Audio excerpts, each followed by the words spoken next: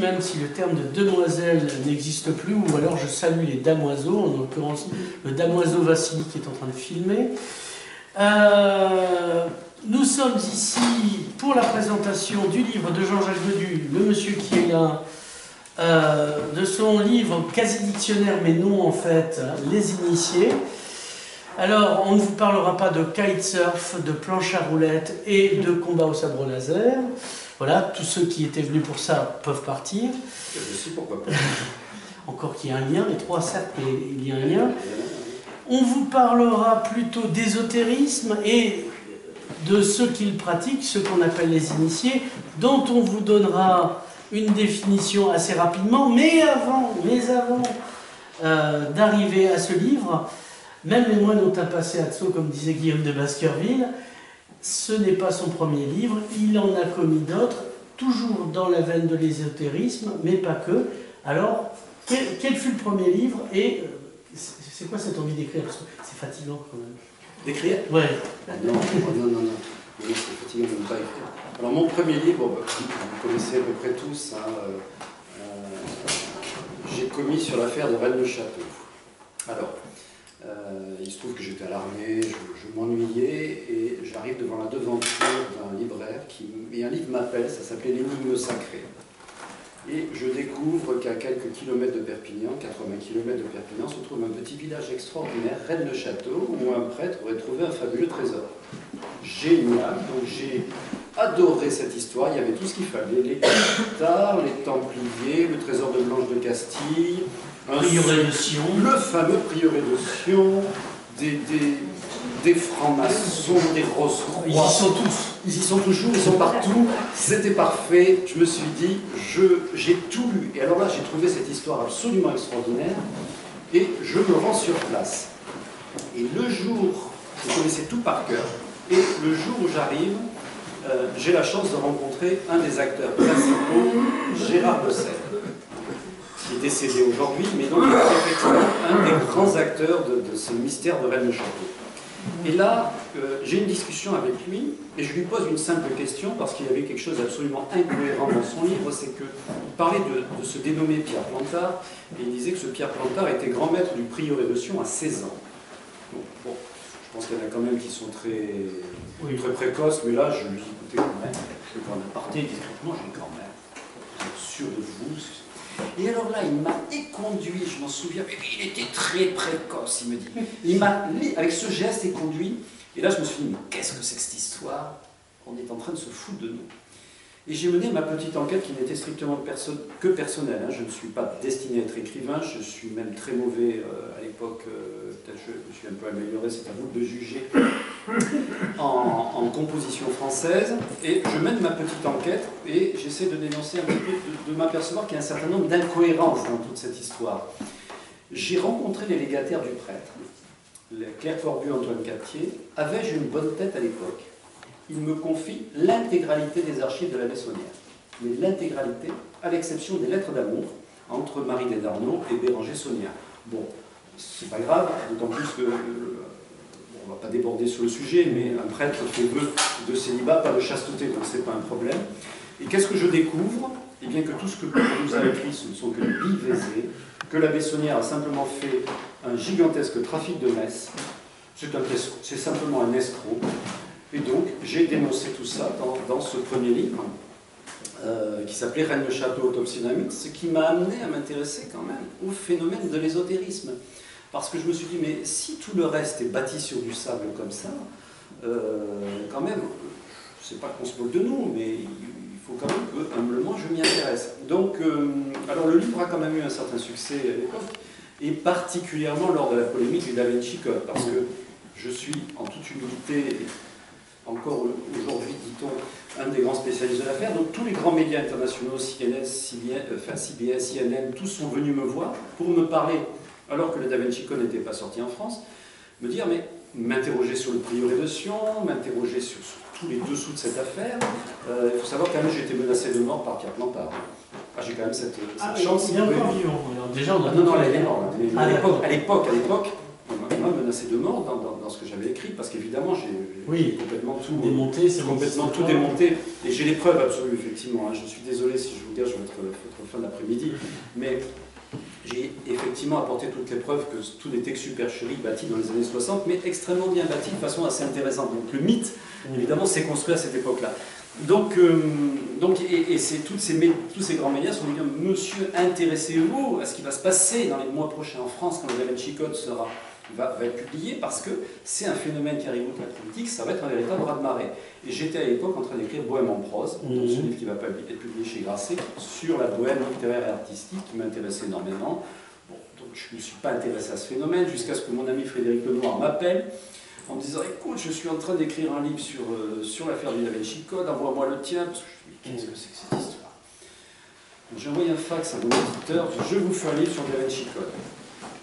Il m'envoie le contrat immédiatement, il a senti le bon truc. Et je lui dis, ok, je signe le contrat, je n'avais pas encore lu le bouquin. Quand le bouquin est sorti en France, je le lis, ça m'est tombé des mains. Je me suis dit, là, tu es dans la mouise. Tu es dans la mouise. Parce qu'en fait, si on regarde bien Da Vinci Code, c'est une réinterprétation de l'énigme sacrée surromancée. Absolument. Mais le problème et le mensonge effectivement de Dan Brown, c'est de dire qu'au départ, tous les rituels, tout ce qu'il décrit est avéré. Et il dit surtout que le prieuré de Sion est une véritable société secrète née en 1099 au temps de Godefroy de Bouillon. Hélas, et ça j'en ai apporté la preuve, mais ça quelqu'un d'autre l'avait fait avant moi et je rends à César ce qu'appartient à César, le prieuré de Sion existe depuis les années 50. C'est une simple association de droit de défense des usagers d'un HLM à côté d'Annemasse, et établi par Pierre Plantard, dont les statuts ont été déposés à cette époque-là. Voilà quel était le prieuré de Sion. Mais Dan Brown vous explique dans son livre que c'est une ancienne société secrète qui remonte à des temps immémoriaux. Donc voilà en fait le concept de l'ésotérisme et de ceux qui pratiquent cet ésotérisme-là. C'est-à-dire qu'ils vous disent, nous ne pouvons absolument pas apporter la preuve de ce que nous avançons, mais par contre, les conclusions qu'on en tire sont absolument incontestables. C'est fabuleux. Oui. À partir de là, vous pouvez faire et vous pouvez écrire n'importe quoi. Ça n'a jamais été ma philosophie, donc je garde toujours énormément de recul par rapport à certaines choses, donc par rapport à l'occultisme, par rapport à l'ésotérisme, que je dénonce, et je n'hésite pas à dénoncer certaines choses qui me paraissent absolument irréalistes. Alors, si vous le permettez, je dirais une petite notion de ce qu'est l'ésotérisme, l'occultisme, l'hermétisme. Méfions-nous-en, ce sont des néologismes modernes qui sont nés à l'époque d'Eliphas Lévy. Je crois que c'est d'ailleurs dans la plume d'Eliphas Lévy qu'on voit une des premières fois le terme occultisme. Ésotérisme l'adjectif ramène un ésotérikos, donc il faut revenir très en arrière, en fait. Ésotérikos veut dire ce qui va vers l'intérieur. Donc ésotérique, c'est une quête intérieure, c'est une recherche intérieure, c'est une invitation socratique à se connaître soi-même. Voilà en réalité ce qu'est l'ésotérisme et ce que devait être l'ésotérisme. L'occultisme, c'est un petit peu la même chose. Il faut se référer à deux Occulta Philosophia, par exemple, de Cornelius Agrippa, qui est un des personnages de mon livre, qui est la philosophie occulte, mais c'est une philosophie qui est une philosophie un petit peu plus élargie, parce qu'à l'époque, eh bien, on pratiquait ce qu'on appelait la science de la nature, c'est-à-dire qu'on observait la nature, on savait beaucoup plus de choses sur la nature parce que l'on en sait aujourd'hui. Donc, c'est cette philosophie-là, c'est la philosophie de la nature qui était pratiquée donc, à la Renaissance. Et l'occultisme a dévié par la suite pour devenir des sciences avec tout ce qui est un petit peu paranormal, surnaturel. Et puis l'homme aime ça, nous aimons le mystère, parce qu'en réalité, une réalité sans mystère serait absolument atroce. On a besoin du mystère, et puis chasser le surnaturel, il revient en galop, hein, c'est absolument clair. Donc, j'invite mes lecteurs à faire quand même attention à ça, et un petit mot sur l'initiation, qu'est-ce que c'est qu'être initié? Alors là aussi, en préambule, vous trouverez une définition qui est pour moi celle de Platon, qui est la meilleure. Être initié, c'est mourir.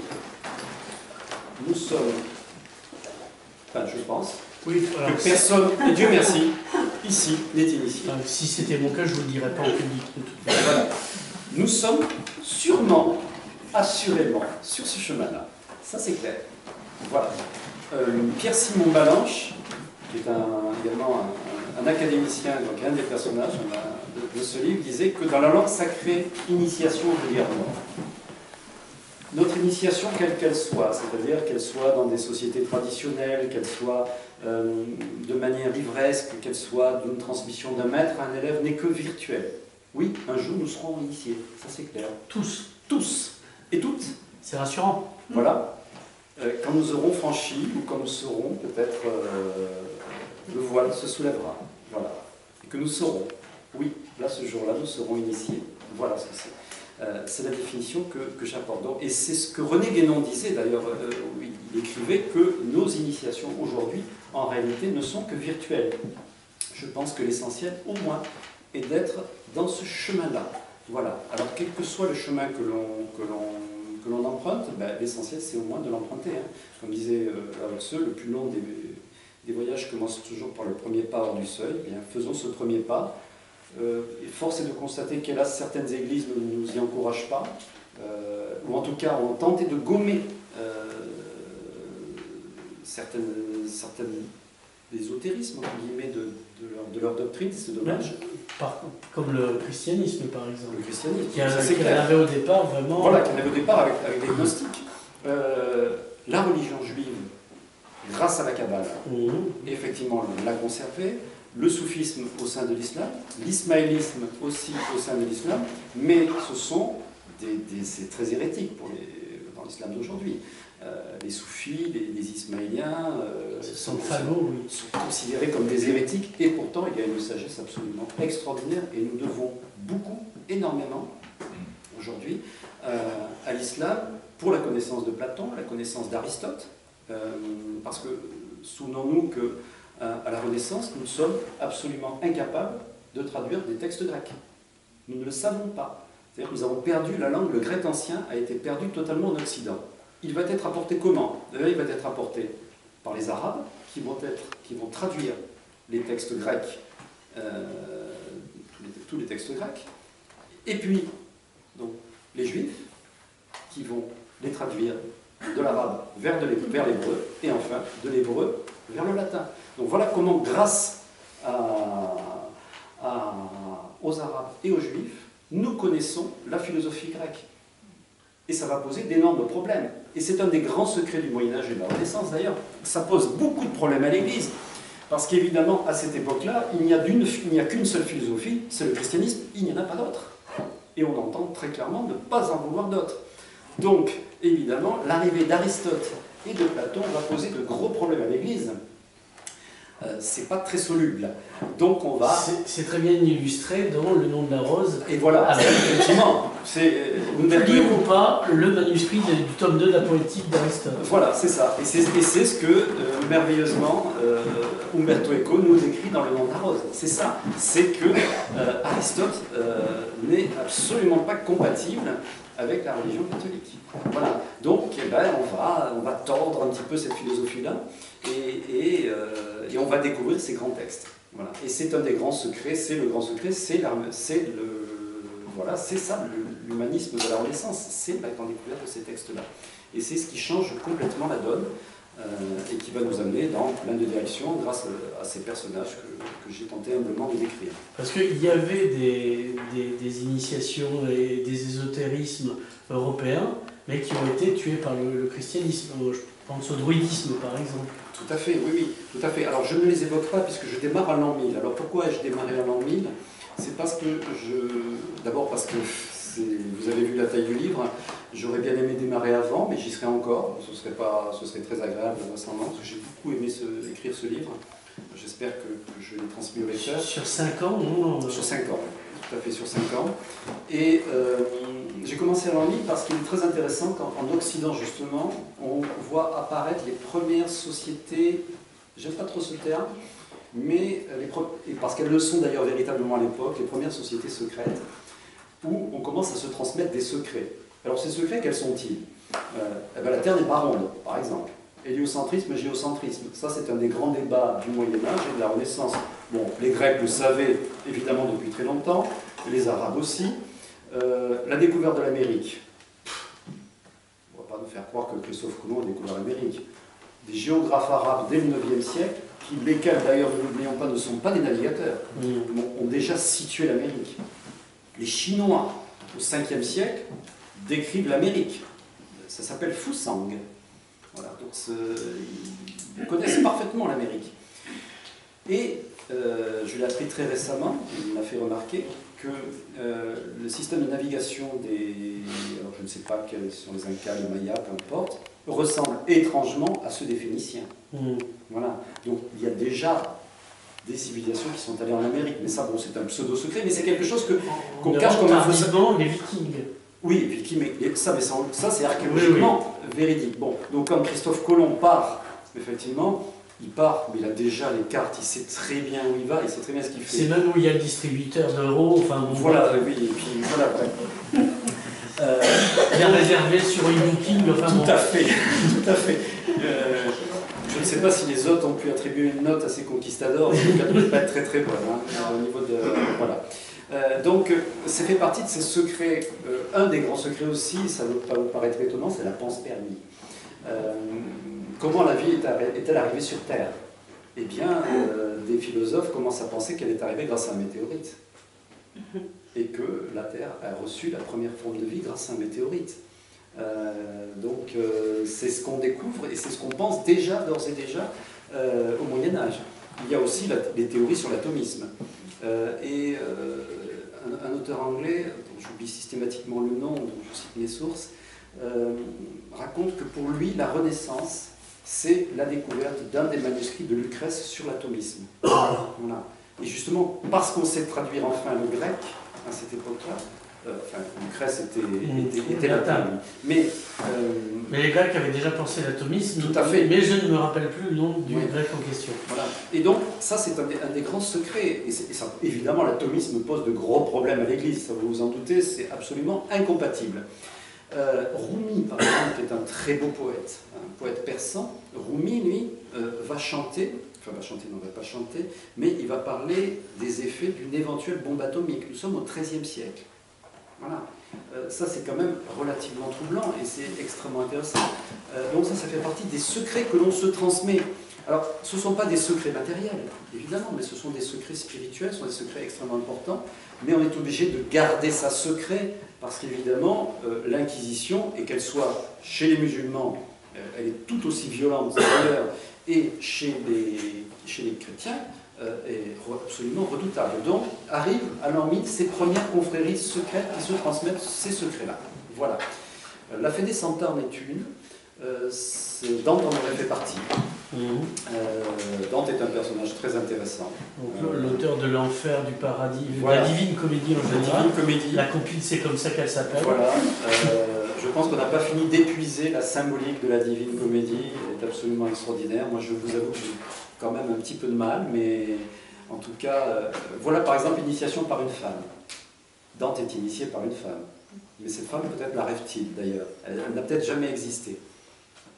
C'est un peu de Nerval, mais avant. Tout à fait. Voilà. Oui, exactement la même chose. Génie Colomb pour Gérard de Nerval. Voilà. Et donc, on est. Alors, il y a cette fin de Moyen-Âge qui ressemble déjà à la Renaissance. Tout à fait. Mais il n'y a pas de rupture. Il n'y a pas de rupture. Il n'y a pas véritablement de rupture. Donc, tout ce qui est à partir des croisades, en fait, tout simplement. Voilà.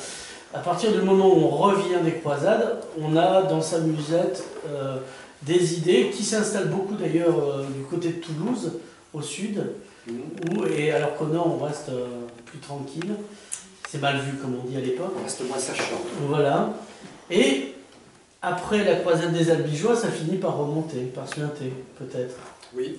Oui, mais bon, le problème des croisades, c'est que lorsque les croisés, je le disais tout à l'heure en aparté, mais lorsque les premiers croisés arrivent à Jérusalem, ils sont en présence, que ce soit la civilisation juive ou musulmane, avec des civilisations qui sont extrêmement plus en avance que sur le plan de la médecine, sur le plan de la philosophie, sur tous les plans. Donc ça, effectivement, pose énormément de problèmes. Imaginez par exemple le calife Al-Mamoun, nous sommes au 9e siècle. Le calife Al-Mamoun fait venir tous les plus grands savants du monde entier, à qui il offre, alors non pas du papier parce que le papier n'existe pas, donc nous sommes à Bagdad contre 1,5 million d'habitants au IXe siècle. Hein. Donc il offre, pas le papier, donc le parchemin, il offre les plumes pour que les plus grands savants du monde entier puissent venir étudier, quelle que soit leur religion. Ça c'est véritablement un des grands califes éclairés. Il est capable de payer son poids en or pour un seul livre.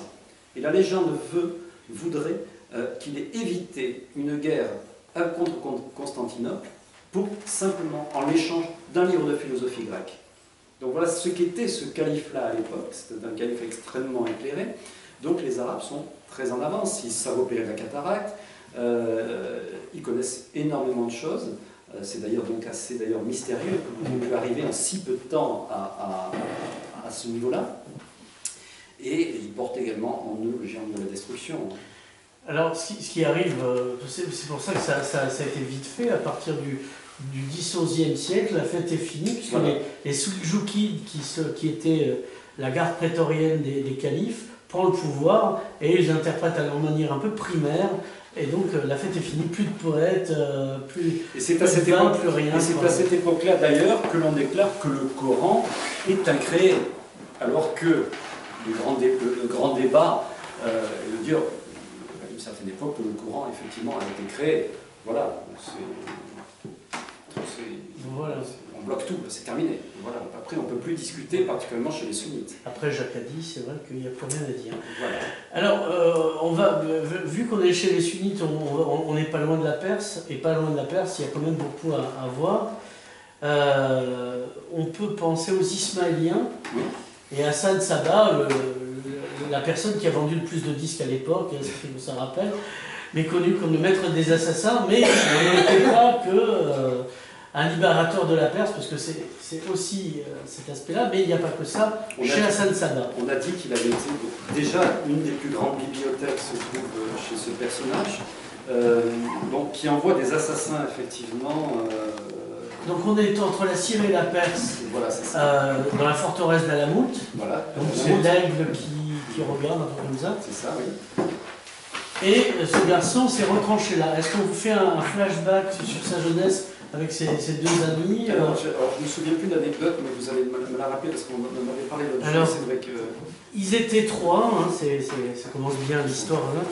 Il y avait Omar Khayyam, le poète et astronome, et astrologue aussi d'ailleurs dans la foulée, et mathématicien. Enfin, il faisait plein de trucs à l'époque, il y a multiples emplois. Celui qu'on a retenu, le nom s'appelait Nizam el-Nouk, ce qui veut dire que c'est pas son nom, ça veut dire régulateur de l'Empire, et le fameux Hassan Sabbah.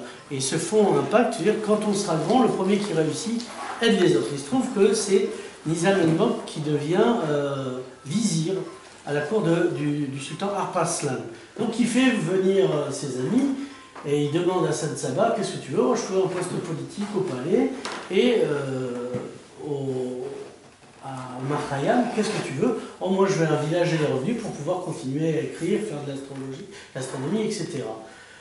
Et Hassan Sabbah se sent lésé et tente de tuer Nizam el-Nouk, et il est renvoyé une première fois. Et à partir de là, il commence à lâcher ses légions d'assassins, voilà, d'Achichins. Voilà. Alors en fait, ce sont des Achichins, parce qu'il leur donne un breuvage qui va leur donner du courage à base de hashish, et Achichin va donner en français assassin. Voilà, ça c'est effectivement avéré, et ce sont les premiers terroristes, parce qu'ils vont mourir au nom de leur cause. Alors là, il va y avoir effectivement, et ça c'est avéré, des rencontres avec les Templiers.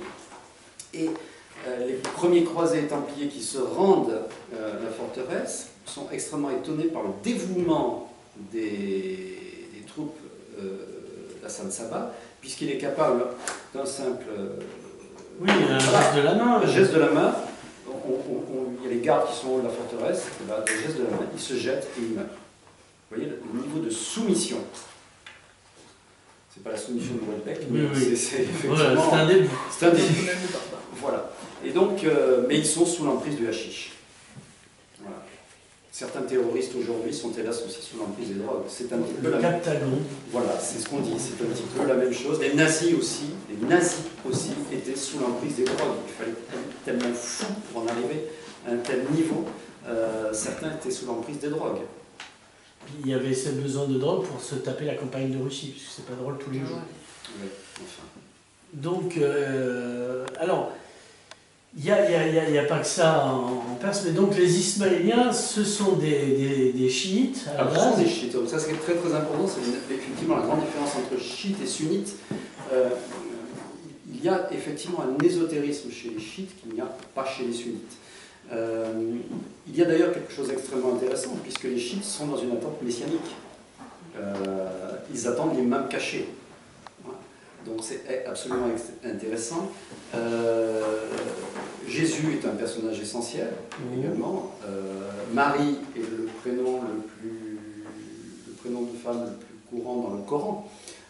Donc c'est effectivement donc assez intéressant de voir certaines convergences. Dans toutes les divergences que l'on peut voir aujourd'hui. Il y a une citation de Rumi que j'aime beaucoup et que je vais vous livrer si j'arrive à m'en souvenir parfaitement. Rumi disait que la vérité est comme un miroir tombé de la main de Dieu et qui s'est brisé. Chacun en ramasse un morceau et croit que la vérité tout entière s'y trouve. Voilà, je trouve que c'est très beau. Voilà. Et chaque religion aujourd'hui, effectivement, certes, a une parcelle de vérité, mais n'a pas toute la vérité. Et ce qui est intéressant sur l'ensemble des personnages que j'ai essayé de décrire, c'est qu'il y a beaucoup d'ouverture. Ils sont, la plupart sont effectivement presque hérétiques. Maître Eckhart est quasi hérétique au sein de l'Église. Plein d'autres. Maïmonide, je le fais sous le contrôle de mon ami, est quasi hérétique à l'époque, même si c'est effectivement un saint aujourd'hui au sein du judaïsme. Pourquoi? Parce qu'il y a une grande volonté d'ouverture, voilà, qu'il n'y a pas aujourd'hui, et qu'on n'a pas. Maïmonide qui disait, je trouve que c'est absolument extraordinaire dans le Guide des égarés, qu'il fallait voiler pour dévoiler et dévoiler pour mieux voiler. Je pense que là tout est dit. Donc on arrive au Moyen-Âge et on arrive ici, il y a des communautés orientales, on peut les qualifier d'un peu les juifs, qui se sont retrouvés en Europe après la deuxième destruction du temple de Salomon par Titus, oui, encore Titus, donc qui s'est agacé, qui a tout cassé. Donc ils se sont éparpillés dans tout l'Empire romain et ont formé des communautés. Et au passage, il y a de la transmission avec la Kabbale. Alors la Kabbale, ça commence pas qu'au Moyen-Âge, il y a... La Kabbale, oui, au départ, elle est transmise... Elle est écrite au Moyen-Âge. Je commence à l'écrire au Moyen-Âge. Voilà. Sinon, c'était une tradition orale. Oui. Donc, on se retrouve par exemple, pas si loin, on a Isaac l'aveugle, là, Jérôme, qui est kabbaliste. On a un rabbin ici très connu qui s'appelle Le Meiri, sauf qu'il n'est pas kabbaliste, une petite discussion entre nous depuis le début. Et donc, la Kabbale, on va arriver. Qu'est-ce que la Kabbale? Oui, non, mais alors là, digest, je te laisse en parler, tu en parleras merveilleusement. Ah si, non, parce que je ne me permettrai pas de parler de Kabbale, d'autant plus que j'ai évidemment plus de difficultés ne pratiquant pas l'hébreu. Donc je pense que la Kabbale est effectivement... Il faut une vie pour comprendre la Kabbale. Il faut certainement, voilà, il faut certainement une vie pour comprendre la Kabbale. Donc moi, j'ai eu, et je ne vous cache pas dans ce livre, effectivement, beaucoup de mal à comprendre la Kabbale, déjà parce que n'étant pas juif moi-même. Kabbalah veut dire tradition, c'est bien ça. Voilà. Donc, c'est une recherche surtout qui nécessite une transmission. Et c'est ça qui m'a effectivement intéressé dans le cadre de cette transmission initiatique qu'il y a chez les Juifs, qu'on ne retrouve pas dans le christianisme. Dans le catholicisme, effectivement, on ne trouve pas ce type de transmission d'un maître à un élève. On le retrouve effectivement au sein de l'islam à travers le soufisme. Le soufisme, il y a forcément transmission. Transmission, tradition. Voilà ce qui me paraît effectivement intéressant, et dans la Kabbale, et dans l'ismaélisme, et dans le soufisme. Donc, qui on a qui est kabbaliste là-dedans? Bon, il y a Maïmonide. Il y a Maïmonide qui est incontournable. Il y a Abraham Aboulafia. J'aime beaucoup Abraham Aboulafia parce qu'il entreprend d'aller convertir le pape au judaïsme. Voilà. Donc, et il pratique ce qu'on a appelé la Kabbale statique, qui est une sorte de yoga. Donc, Et je trouve qu'il est génial, parce qu'il arrive jusqu'aux portes de Rome avec l'absolue envie de convertir le pape au judaïsme. Voilà. Donc ce qui était un retour aux sources, oui, de toute façon. Voilà, mais ça me paraît, en plus, c'est extrêmement logique. Oui, voilà. C'est très cohérent. Bon. C'était très cohérent. On a quand même oublié que les premiers apôtres étaient juifs. Hein. Donc voilà, Jésus, il parle même que Jésus lui-même était juif. Et voilà, il parle surtout à des juifs. Donc voilà, donc ça on a quand même oublié. Ouais, voilà. Parce qu'on n'a pas vu Live à Cuba de Jésus, par exemple, à l'époque. Donc c'est qu'il était plutôt très situé. Voilà. Et c'est Pierre qui arrive, enfin Simon-Pierre, qui arrive à Rome, où il finit mal. Oui.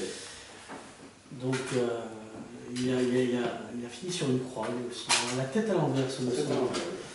Voilà. Donc on est toujours au Moyen-Âge, on va parler d'un Catalan. Raymond Lull ici, oui. Ramon Llull pour les Catalans, qui est passé par ici, enfin pas ici, pas à la librairie, mais pas si loin. Il a encore sa pierre, le baptistère où il priait, dans la cathédrale Saint-Jean. Mais ça a été rapporté, une église visigothique qui est derrière la prison. Alors, Ramon Llull, oui. Alors, illumination. Ramon Llull est un illuminé. Alors, il va recevoir une véritable illumination. Alors, c'est un personnage extrêmement licencieux. Donc, il y a une légende d'ailleurs qui raconte c'est un grand amateur de femmes.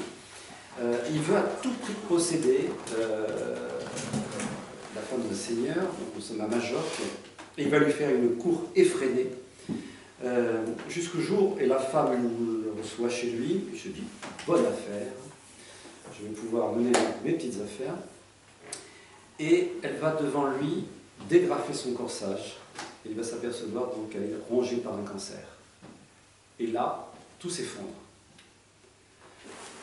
Et il va avoir cette illumination, et particulièrement cette illumination Moranda, il va se consacrer en fait à la religion. Et il va devenir, alors lui, extrêmement catholique, et avec cette folie de vouloir absolument convertir à la fois les juifs et tous les musulmans au catholicisme. Et donc il part à Tunis, il part un petit peu partout sur le pourtour de la Méditerranée pour avoir ce qu'on appelait en latin des disputations, c'est avoir des discussions philosophiques à la fois avec les juifs et les musulmans pour tenter de les convertir au catholicisme. Alors chaque fois il est emprisonné, mais quand même comme c'est un remarquable théologien et qu'à cette époque-là, eh bien quand même on arrive à discuter, eh bien on essaye d'entendre et d'écouter ses arguments. Il va réussir certaines conversions, des conversions assez spectaculaires, mais à chaque fois il est chassé, il revient, il continue, il fait naufrage, et bon, il va finir par mourir à l'âge de 80 ans, en ayant écrit un certain nombre d'ouvrages qui sont absolument illisibles d'ailleurs, pour certains. Oui, c'est très hermétique. Pour nous c'est extrêmement difficile et quasi illisible. Alors ce sont toujours des dialogues entre des juifs, un juif, un musulman et un catholique. Alors évidemment, vous vous doutez bien qui l'emporte à la fin. Donc c'était toujours le style de livre à l'époque où on faisait des pseudo-dialogues. Mais c'est un personnage qui n'en demeure pas moins intéressant. Il faut se méfier parce qu'il y a ce qu'on appelle le pseudo-Llull après, donc on va apparaître beaucoup de livres qui ne sont pas de lui. Mais c'était une technique d'ailleurs qui était également utilisée par les alchimistes, puisqu'il fallait masquer des secrets. Donc on se servait d'un personnage déjà existant pour publier un livre au nom de ce personnage-là. Voilà. C'est le cas donc pour lui sur des livres d'alchimie, parce qu'on dit un peu alchimiste ce garçon. Non, il n'a jamais été en fait. Voilà. Non, il n'a jamais été. Mais on lui a prêté des livres alchimiques, mais en fait c'est faux. C'est comme Albert le Grand à qui on prête l'écriture du Grand Albert, un livre de Saint-Cyr. Tout à fait. Ça c'est beaucoup plus tard, mais voilà. dans cette idée, voilà, donc il y a des réputations. Alors, il y a des pseudo-flamelles, des Nicolas aussi, il y a des pseudo-flamelles, il y a des pseudo-Llull, il y a énormément d'ouvrages comme ça qui sont attribués à un tel ou un tel, mais qui ne sont pas du tout, parce que celui qui l'avait écrit ne voulait pas finir sur un bûcher. Oui, donc, voilà. Il y a des gens qui sont un peu déclarés, ils ont fini au bûcher. C'était comment sur... Giordano Bruno. Ah ben voilà, Giordano Bruno, personnage extrêmement important, extrêmement intéressant. Il va pour deux raisons au bûcher, Giordano Bruno. D'abord parce que... donc là, on est fin Moyen-Âge. Là, nous sommes à la Renaissance. On a fait un petit bond, à la Renaissance. Et c'est même presque la fin de la Renaissance, hein, puisque nous sommes en 1600, il est brûlé en 1600 à Rome. Giordano Bruno a une capacité extraordinaire, c'est l'art de la mémoire. c'est un des derniers représentants de l'art de la mémoire. Alors qu'est-ce que c'est que l'art de la mémoire? Quelque chose qui était pratiqué à l'époque. Il faut savoir que les secrets, on ne pouvait ni graver ni buriner. Donc les secrets étaient transmis de manière orale. Voilà. Donc on avait besoin impérativement d'une grande mémoire pour faire passer certaines choses. L'invention de l'imprimerie d'ailleurs va complètement tout changer là-dessus. C'est un véritable drame, quelque part, l'invention de l'imprimerie pour notre mémoire et particulièrement de l'index. L'autre drame aujourd'hui, bon, c'est pas celui-ci, mais c'est celui-là. Ça, c'est le deuxième drame de nos jours parce que nous confions notre mémoire à ceci, nous la transmettons, nous la mettons là-dedans, c'est-à-dire que nous ne pouvons plus, et nous sommes en train de perdre nos mémoires. Enfin, peut-être pas nous, mais les générations qui arrivent, ça c'est absolument incontestable. Alors, l'art de la mémoire était pratiqué de cette manière, c'est-à-dire que, eh bien, imaginez des pièces chez vous, dans lesquelles vous allez mettre un certain nombre d'idées maîtresses, et vous allez vous balader à travers des pièces. Voilà, la cuisine, la salle de bain, peu importe. Et vous mettez un certain nombre d'idées maîtresses et de choses que vous voulez particulièrement retenir. Et vous vous baladez après dans le cadre de votre discours entre chaque pièce, et comme ça, les idées déroulent. Alors, ça c'est extrêmement simpliste, mais Giordano Bruno était capable comme ça de réciter plus de 10 000 vers. Il y a Tommaso Campanella, le théâtre de la mémoire de Tommaso Campanella, c'est la même chose. On a dit qu'une des premières représentations de l'art de la mémoire, d'ailleurs c'est dans un livre de Ramon Llull, dans des cercles concentriques. On pense également que, on en a parlé tout à l'heure, la Divine Comédie de Dante et les cercles représentent également de l'art de la mémoire. C'est absolument prodigieux, l'art de la mémoire. Mais pour l'Église, c'est hérétique, totalement hérétique. Donc on va emprisonner Giordano Bruno, et on va également, qui est un moine dominicain, n'oublions pas, et on va surtout l'emprisonner parce qu'il professe l'héliocentrisme. Pour lui, c'est de la folie. C'est la Terre qui tourne autour du Soleil, et au contraire. Donc il professe ceci, et il professe également l'atomisme. Donc il faut le faire taire, on l'emprisonne, on finit par le brûler. Voilà. Donc c'est un des grands et un des derniers martyrs du géocentrisme. Alors on va passer, comme on est arrivé à la Renaissance, on va s'y arrêter un petit peu. On va parler de Rabelais. Moi c'est un personnage qui me plaît parce qu'on connaît le Pantagruel, Rambouillet et Gargantua, mais on semble ignorer que ce garçon ne faisait pas ça de sa vie, bien que médecin aussi. Il avait un rapport à l'ésotérisme. Alors qu'est-ce? Eh bien, c'est tout simplement la double lecture que l'on peut faire à travers ces livres. Voilà.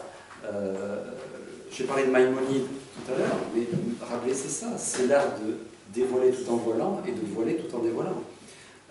Il y a effectivement un message hermétique qui est caché dans les ouvrages de Rabelais. Dans scène, je pense que c'est un petit peu ridicule qu'on a dit que Rabelais avait été un des premiers francs-maçons. Ça me paraît...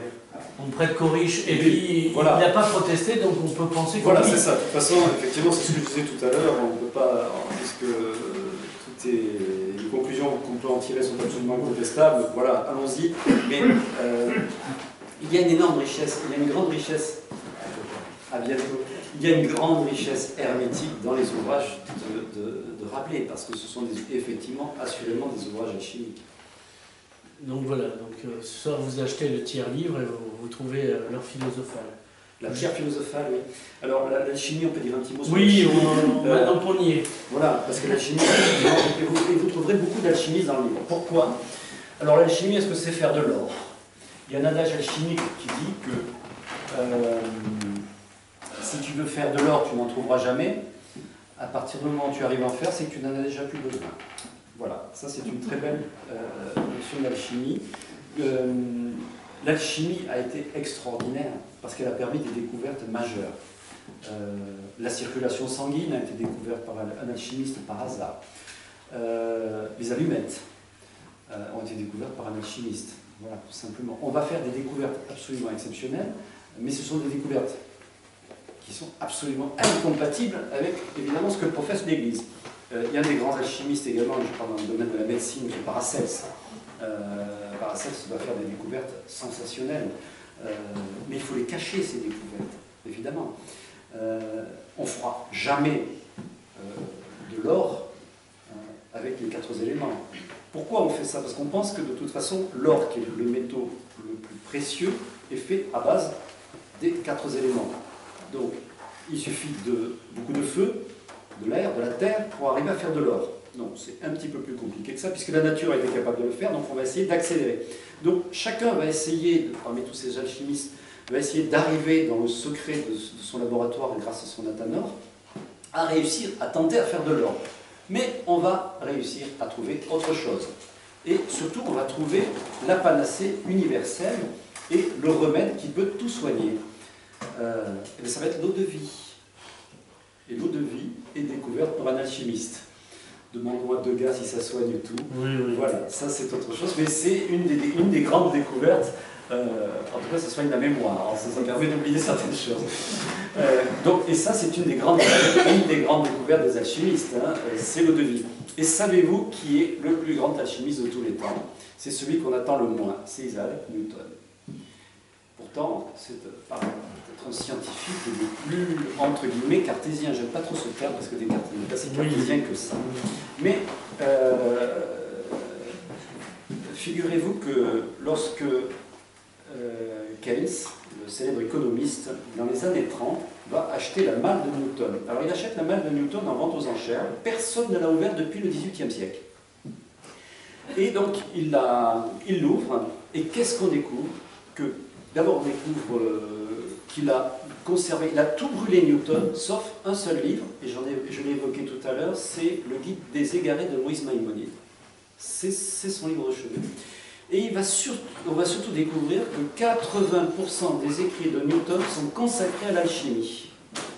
Et surtout à la découverte, à la tentative de découverte dans les contes de fées et dans les mythes de ce que l'on peut appeler la tradition primordiale ou l'ur-religion, c'est-à-dire la religion première. Donc en fait, Newton est persuadé qu'il y a une religion première et qu'il peut la découvrir à travers les mythes, les grands mythes et les contes de fées. Et il va consacrer quasiment toute sa vie à tenter de découvrir ça. Alors, dans l'énigme sacrée, on nous dit qu'il est rosicrucien. Oui. Voilà. Bien. Ça y est, je l'ai balancé, merci, Voilà. au revoir. Alors, la Rose-Croix, sans transition, Voilà. nous allons passer au mouvement le plus important de la Renaissance, c'est la Rose-Croix. Alors, qu'est-ce que c'est que la Rose-Croix? Est-ce que ça existait? Parce que, bien sûr que non, je vais gâcher la soirée à tout le monde. Non. C'est encore Plantard qui a fait le coup? Oui, non. Alors la Rose-Croix n'a pas existé en tant que mouvement ou société secrète. Alors la Rose-Croix est née simplement, je ne dirais pas d'une vague de potache, mais il faut remettre la Rose-Croix dans son contexte. Et le contexte est extrêmement important. C'est un contexte d'une époque troublée, nous vivons tous des époques troublées, mais elle est particulièrement en Europe à cette époque-là, avec, je vous le rappelle, des guerres de religion, et une guerre surtout qui va commencer en 1614, qui est la terrible guerre de 30 ans, qui va faire beaucoup plus de morts en Allemagne que la Première et la Seconde Guerre mondiale réunies. Et nous sommes également dans l'époque de la Réforme. Et quelques intellectuels, avec à la base Johann Van Andrea, vont imaginer un système de réformation du monde. Ils sont antipapistes, violemment antipapistes, et ils pensent qu'il faut fédérer, alors pas toutes les sociétés secrètes, mais toutes les grandes sociétés de sagesse derrière un idéal commun, et qu'ils vont appeler la Rose-Croix. Et ils vont écrire 3 ouvrages, qui sont la Fama Fraternitatis, la Confessio Fraternitatis et les Noces chimiques de Christian Rosenkreuz, qui là pour le coup est un véritable et un merveilleux ouvrage alchimique. Et ça va être le Da Vinci Code de l'époque, en réalité. Donc on va être persuadé à cette époque-là qu'arrive dans l'Europe une super société secrète qui détient tous les grands secrets de l'univers. Et alors ça va partir absolument dans tous les sens, surtout lorsqu'ils vont placarder à Paris des affiches « Nous, collège de la Rose-Croix ». Et tout le monde va se mettre à rechercher ces Rose-Croix. Descartes en premier. En fait, Descartes, donc je l'ai répété tout à l'heure, n'est pas cartésien. Il a une illumination dans sa chambre, il voit des étincelles partout, et il va rechercher les Rose-Croix. Il ne les trouve pas. Et beaucoup de ces personnages vont tenter de rechercher ces Rose-Croix. Le Rose-Croix, ils sont prétendument que 4 au départ, ils vont être 8. Voyage de ville en ville, ils sont généralement des soigneurs, des guérisseurs, sous des identités différentes. En fait, ils n'ont jamais existé. en réalité, c'est plutôt être un État. Rose-Croix n'est pas une société secrète, c'est être un État. Voilà. On est dans l'état de Rose-Croix, on est dans l'état de perfection. Voilà donc ce qui est arrivé à la Renaissance, et ça va donner beaucoup d'élucubration, et ça va arriver plus tard jusqu'à la franc-maçonnerie, et j'en fais une transition comme ça, enfin, si vous en êtes d'accord. Oui, on peut parler. Est-ce qu'on ne va pas rater les Illuminati? Les Illuminés de Bavière? Oui, voilà. C'est une société secrète, là pour le coup véritablement secrète, mais absolument extraordinaire. Premier système communiste avant la règle. Mais bon, ça aussi c'est une incroyable supercherie. C'est une société qui... Alors quand j'ai dit que la Rose-Croix voulait réformer effectivement le monde, Adam Weishaupt, le fondateur des Illuminés de Bavière, va vouloir faire exactement la même chose. Tout ce qui l'intéresse lui, c'est de renverser les rois et les princes. Voilà. Donc il va créer cette société, mais cette société sur la base de rituels qu'il va aller copier à la franc-maçonnerie, parce qu'il faut attirer le plus grand nombre vers soi, le plus grand nombre de catéchumènes. Et dans ces cas-là, comment fait-on? On fait d'abord remonter sa société à des temps immémoriaux, comme ça c'est ce que va faire la franc-maçonnerie très bien, pour la rendre beaucoup plus légitime. Donc on fait remonter, on bâtit des rituels chez les Illuminés de Bavière, en se faisant remonter à des temps immémoriaux. C'est une société assez subversive, mais elle est très intéressante parce qu'elle veut abolir totalement la propriété,